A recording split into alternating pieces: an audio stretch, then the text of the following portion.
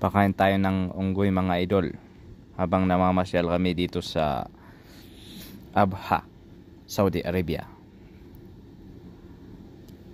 Mga malalaki yung mga unggoy dito. Yung pinakain namin ng kabos, yung tinapay dito sa Saudi. Yung nag-aagawan sila.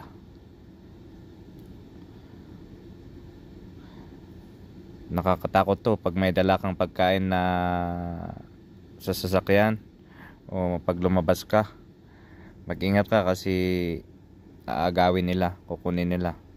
May kasamahan kami dyan sa kumakain kami. Tinaboy sana yung unggoy, kaya lang nakipag-away yung unggoy.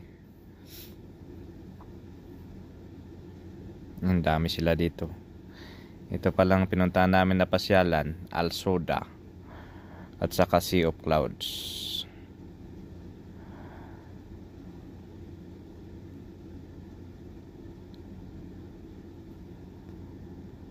Yun, anak niya yun.